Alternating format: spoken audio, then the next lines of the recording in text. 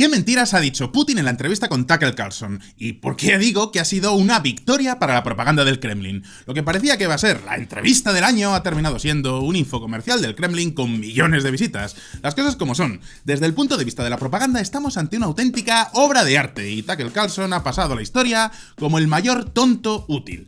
La primera mentira ha sido llamarlo entrevista, porque en realidad ha sido un discurso de Putin con unas pocas preguntas pactadas. De hecho, en algunos momentos parece que ni siquiera está escuchando al entrevistado, no está escuchando a Putin. No sé si os habéis fijado, pero Putin llevó un pinganillo para que le traduzcan las preguntas del inglés al ruso. Pero fijaos en las orejas de Tucker Carlson. O no tiene o no se le ve ningún pinganillo. Y desde luego hay momentos donde Putin dice mentiras flagrantes y Carlson ni se inmuta. Atentos. In 1939, after Poland cooperated with Hitler, it did collaborate with Hitler, you know?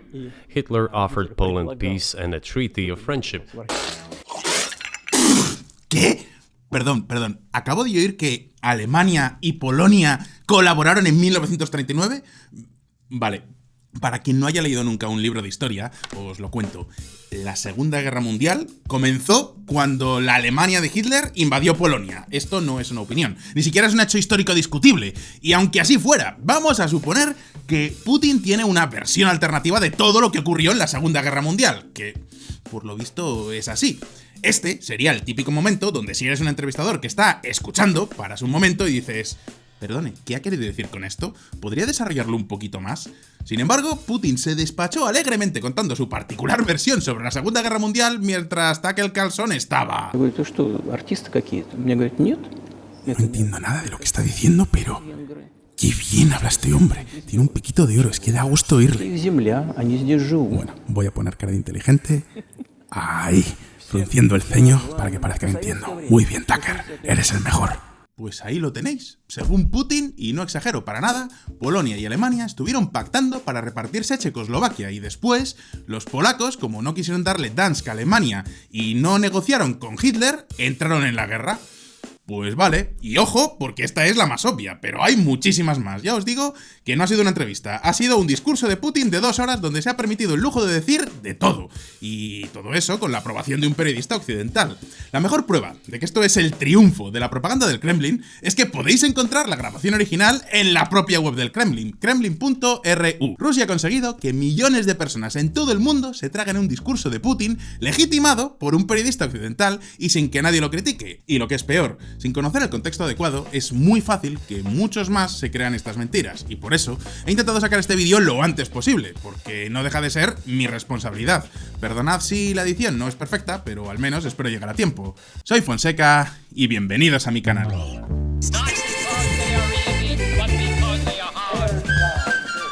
Dicen que la comedia es poco seria, pero no estoy de acuerdo. En la mayor parte de los casos, la comedia se acerca mucho más a la realidad que el drama. De hecho, hay una comedia que describe perfectamente lo que ha pasado esta semana. Me estoy refiriendo a la película La Entrevista del año 2014 con James Franco y Seth Rogen. Nunca me cansaré de recomendar esta película, pero ahora con más razón. De hecho, os recomiendo que veáis primero la entrevista de Putin, luego este vídeo donde la analizo y después esa película. Veréis que está llena de paralelismos. La película empieza con 2 periodistas súper famosos que se dedican a entrevistar a celebrities. Típico programa, pues prensa amarilla. Tienen muchísima audiencia, ganan mucho dinero, pero no tienen el prestigio de sus colegas porque tratan temas banales. En el caso que nos ocupa, tenemos a Tucker Carlson, que es un periodista que también es súper famoso en los Estados Unidos, pero que estaba relativamente desprestigiado por el mainstream. Todo el mundo le coloca a la extrema derecha y las teorías de la conspiración.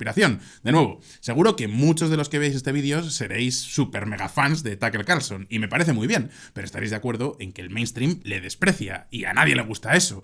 Todos los que nos dedicamos a esto, incluido yo, queremos... Oye, pues reconocimiento y prestigio, es normal. Y nada como entrevistar al jefe de estado de un país enemigo para ganar un Pulitzer. En la película, los periodistas conseguían una entrevista con Kim Jong-un. Aquí tenemos una entrevista con Vladimir Putin. Y aquí viene algo muy importante. Conseguir una entrevista con una persona de la talla de Putin es un arma de doble filo, por supuesto. A todos nos encantaría entrevistarle. Y ojo, porque yo sería el primero. ¿Me gustaría entrevistar a Putin aquí en Solo Fonseca? Pues faltaría más. A Putin, a Xi Jinping o a Joe Biden. El problema es que en muchos casos este tipo de entrevistas vienen con una condición.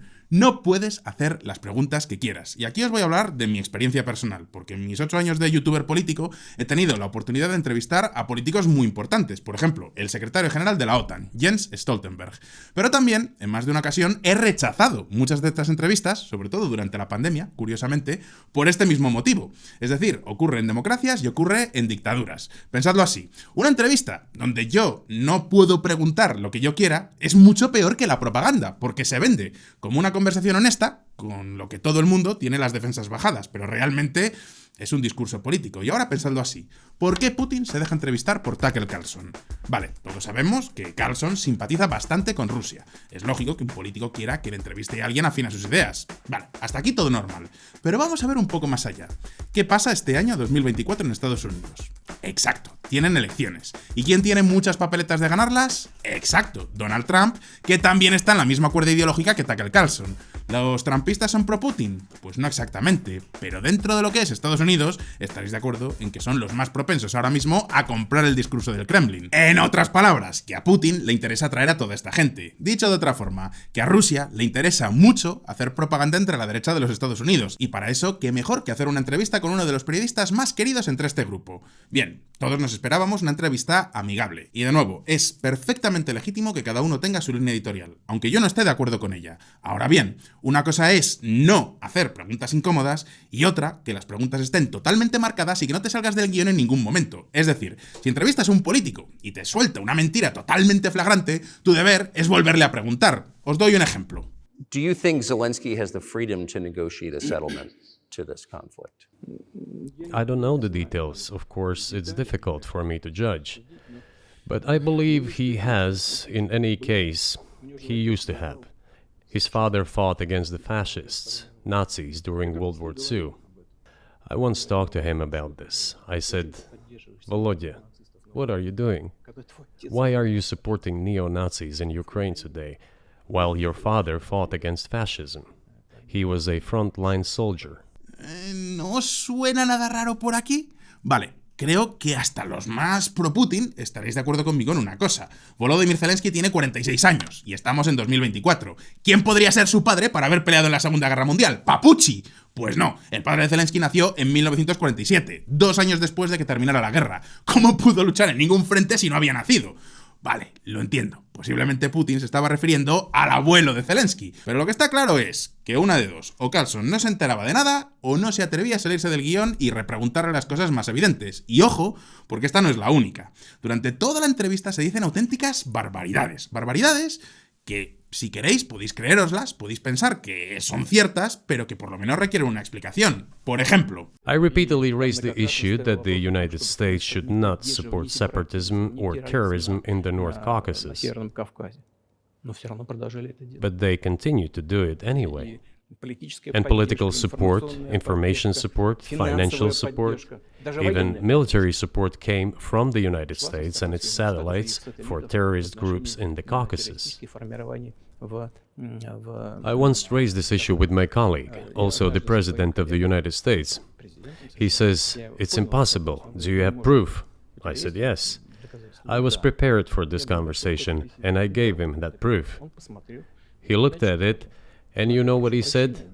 I apologize, but that's what happened. I'll quote. He says, "Well, I'm gonna kick their ass." We waited and waited for some response. There was no reply. Vale, aquí por terrorismo en el Cáucaso Norte se está refiriendo al terrorismo checheno. Para que os hagáis una idea, lo que está diciendo Putin en este momento estaría a la misma altura que decir en España que los Estados Unidos estuvieron financiando a la ETA. O sea, que no creéis que es una acusación cualquiera. Putin lleva repitiendo esto desde el año 2015, pero estaréis de acuerdo conmigo en que es algo que necesita una y más pruebas. Sin embargo, en la entrevista, Putin continúa hablando sin que Carlson le haga la más mínima repregunta. O sea, da por bueno que su propio país ha estado financiando a grupos terroristas en Rusia. Y ojo, porque los terroristas chechenos son los responsables de atentados terroristas salvajes como el del secuestro del Teatro de Moscú o, peor aún, la masacre de Beslan. Esta última fue un asedio, literalmente, a un colegio donde murieron más de 300 personas, incluidos 186 niños. Vamos, que Putin está acusando a los Estados Unidos de haber dado apoyo militar a la gente que hizo esto. Pero no solo eso, su argumento es una supuesta conversación que tuvo con un presidente de los Estados Unidos, con Conversación de la que, por supuesto, no hay ningún testimonio escrito y donde supuestamente el presidente de los Estados Unidos le dijo: sí, mira, nosotros estábamos detrás de los atentados terroristas más brutales que ha sufrido tu país, que, bueno, pues si eso ya, discúlpame, es que mira, tuvimos un mal día y tal. Vamos, que solo les faltó decir: mira, te invitamos a cenar un día y quedamos como amigos. En fin, quien quiera creerse que esta conversación tuvo lugar, pues adelante, pero es que lo mismo ocurre en otro momento. Who blew up Nord Stream? You for sure. I was busy that day. Nate, do you have I did not blow up Nord Stream. Thank you, though. У вас лично, может быть, есть алиби, у вас лично. You personally may have an alibi, but the CIA has no such alibi. Do you have evidence that NATO or the CIA did it? You know, I won't get into details, but people always say in such cases, look for someone who is interested. But in this case, we should not only look for someone who is interested, but also for someone who has capabilities. Because there may be many people interested, but not all of them are capable of sinking to the bottom of the Baltic Sea and carrying out this explosion.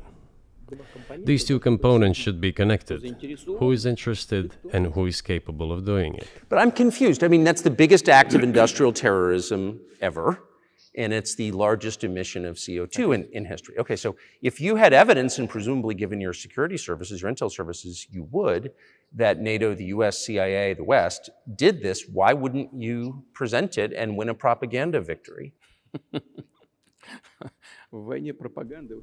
In the war of propaganda, it is very difficult to defeat the United States, because the United States controls all the world's media and many European media. The ultimate beneficiary of the biggest European media are American financial institutions. Don't you know that? Ok, o sea, supuestamente la propaganda occidental está silenciando a Rusia. Sin embargo, aquí tenemos una entrevista a Vladimir Putin que lleva no sé cuántos millones de visitas. Y ojo, porque la hemos podido ver en Twitter, en YouTube, en todas partes. Por cierto, eso de que Estados Unidos controla los principales medios europeos, no sé de dónde sale, porque los dos mayores conglomerados mediáticos en Europa son el grupo Bertelsmann y RTL, y ambos son alemanes y tienen capital alemán. Puede que haya alguna participación de algún inversor gringo, pero no es mayoritaria. De hecho, concretamente el 80% de las acciones del grupo Bertelsmann son propiedad de la familia Bertelsmann, que, como habréis podido deducir por el nombre impronunciable, son alemanes. Otro gran conglomerado europeo es Mediaset, cuyo principal accionista le conocéis, es la familia de Berlusconi, que en paz descanse.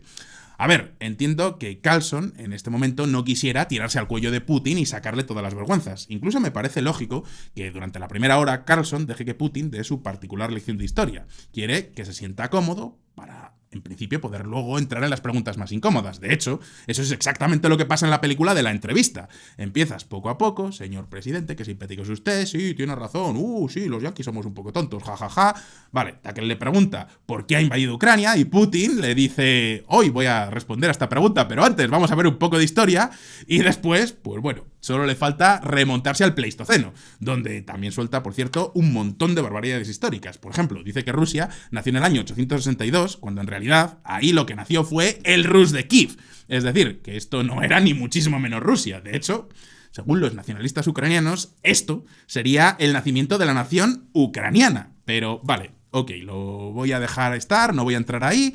Carlson quería que Putin se sintiera cómodo. Y ahora, cuando ya estamos cómodos, es cuando yo me esperaba, ¡zasca! Entran las preguntas más incisivas, ¿verdad? Pues no.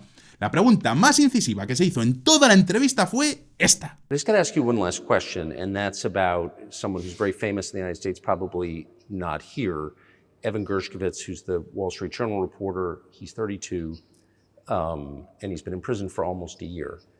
This is a huge story in the United States, and I just want to ask you directly, without getting into the details of it or your version of what happened, if as a sign of your decency, you would be willing to release him to us and we'll bring him back to the United States. Y sí, vale, en este tema concreto hay que reconocer que hay un par de momentos donde Tucker se atreve a repreguntar. Yeah, but Evan Gershkovich didn't do that. I mean, that's a completely different... I mean, this is a 32-year-old newspaper reporter. He committed something different. Este es quizás el único momento de entrevista real que podemos encontrar, y tampoco tengo claro que no estuviera guionizado.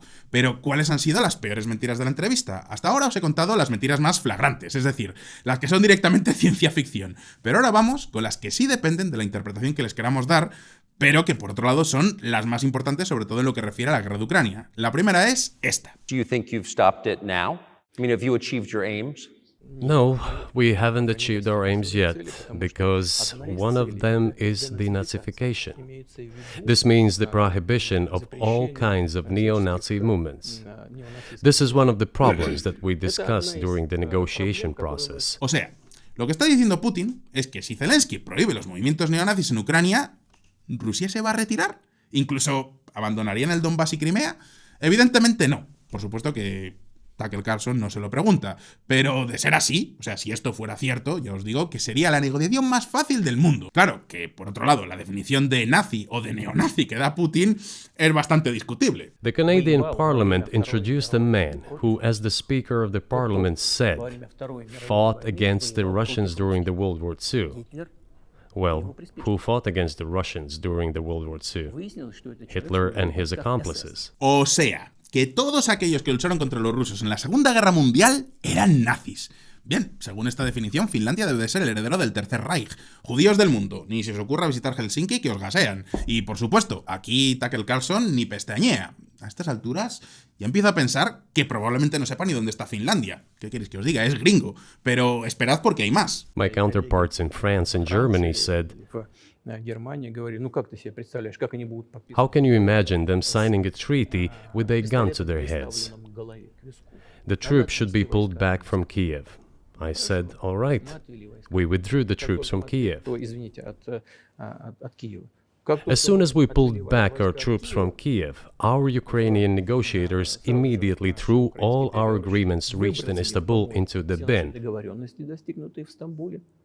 and got prepared for a long-standing armed confrontation with the help of the United States and its satellites in Europe. That is how the situation has developed. Lo primero, Rusia no retiró sus tropas de Kiev. Rusia fue masacrada en Kiev, que no es lo mismo. De hecho, si vais a Kiev, todavía podéis encontrar los tanques rusos destruidos en las afueras de la ciudad. Y os lo digo porque lo he visto personalmente. Es más, ya que estoy, os voy a enseñar una cosa. Esto que veis aquí es un trozo de tanque ruso que me llevé como souvenir el verano pasado. Pero la mayor mentira no está ahí. Putin dice que Ucrania se retiró de la mesa de negociación en Estambul. Vale, voy a daros una pequeña cronología. La invasión rusa de Kiev comenzó el 24 de febrero de 2022. 4 días más tarde, Ucrania y Rusia negociaron en Bielorrusia. Y durante el mes de marzo, con los tanques rusos en las afueras de Kiev, es cuando se dieron unas rondas de negociación en Turquía. El 29 de marzo, Ucrania accede a mantenerse como estado neutral, es decir, no entrar en la OTAN, y Rusia retira sus tropas porque han perdido. Pero la guerra continúa porque Rusia continúa atacando por el sur de Ucrania, donde tenían mucha más fuerza. Es decir, que no es que Rusia hiciera ningún alto el fuego para poder negociar, ni muchísimo menos. Finalmente, tenemos la mentira que no ha sorprendido a nadie. Now, about NATO's expansion to the east. Well, we were promised no NATO to the east, not an inch to the east, as we were told. And then what? They said, well, it's not enshrined on paper, so we'll expand. So there were 5 waves of expansion: the Baltic states, the whole of Eastern Europe, and so on. And now I come to the main thing. They have come to the Ukraine, ultimately. In 2008, at the summit in Bucharest, they declared that the doors for Ukraine and Georgia to join NATO were open. Esto es lo que lleva diciendo Rusia durante décadas. Las supuestas conversaciones donde supuestamente Estados Unidos prometió que nunca jamás de los jamases se expandirían hacia el este. Es decir, que ni Polonia, ni los Bálticos, ni República Checa entrarían en la OTAN, ni muchísimo menos Ucrania o Georgia. Todo esto, ya os digo, está basado en una hipotética conversación a puerta cerrada que alguien tuvo con alguien. Conversación de la que no hay ningún registro público ni nada parecido. Pero, sin embargo, es la base a la que se agarra Rusia para justificar su invasión. Habría sido una oportunidad fantástica para que Carlson le preguntara a Putin si tiene algo más de información. Incluso, aunque este hombre simpatice con el presidente ruso, pues no sé qué queréis que os diga, podría haberle intentado sacar algo más de información. A fin de cuentas, para eso se hacen las entrevistas. La diferencia entre una entrevista y un discurso, o un vídeo como este, donde es solamente una persona hablando a la cámara, es que en una entrevista te pueden interrumpir y te pueden contradecir. Si no, ¿para qué haces una entrevista? Conclusión final. Pues mirad, como este va a ser un vídeo especial, la conclusión final os la voy a dejar para el OnlyFans de hoy. ¡Vamos con ello! OnlyFans. Lo reconozco, yo nunca he sido un gran fan de Tucker Carlson, pero pensé que con su entrevista a Putin iba a hacer un buen trabajo. Hay quien dice que no se debe dar voz a ciertas personas, pero yo no pienso así. De hecho, yo soy el primero, que ya os lo digo, me encantaría entrevistar tanto a Putin como a Xi Jinping como cualquier otro político que tenga algo que decir. Pero cuando no puedes o no sabes hacer tus propias preguntas, y en este caso está muy claro que no ha sido así, lo que puede parecer una entrevista histórica termina convirtiéndose en pura propaganda. No es la primera vez que un dictador consigue que un tonto útil le haga una pieza de propaganda y lo venda como una entrevista, es decir, que sea doblemente propaganda. El ejemplo más famoso es la famosa entrevista que Cindy Adams le hizo al dictador Sukarno, conocido en su época como el Hitler asiático. Lo que en principio parecía que iba a ser una entrevista dura, terminó convirtiéndose en un libro titulado Sukarno, mi amigo. Sobran las palabras. No olvidéis nunca que los dictadores pueden ser malvados, pero no son estúpidos. Y diréis, entonces, ¿estoy acusando a Carlson de ser un propagandista al servicio de Putin? No. Le estoy acusando de algo peor, le estoy acusando de ser un tonto útil. Al principio del vídeo comparaba a Tucker Carlson con los protagonistas de la película The Interview, que de verdad es que tenéis que verla. En la película se ve como Kim Jong-un utiliza las inseguridades de la psicología del entrevistador para manipularlo. En este caso lo podéis ver al principio de la entrevista. Are we having a talk show or a serious conversation? Here's the quote. Vale, desde el primer momento, Putin, que será muchas cosas pero no es tonto y tiene mucha inteligencia emocional, si no, no habría llegado a donde está, le dice, ¿vas a ser el clásico periodista amarillista que hace talk shows como te acusan muchos? ¿O vas a ser un intelectual serio y respetado? Después le da una lección de historia con un montón de detalles innecesarios que obviamente Carlson desconoce, pero no se atreve a decir nada porque tiene miedo de quedar como un tonto. A fin de cuentas, quiere demostrarle que es un periodista serio. ¡Ojo!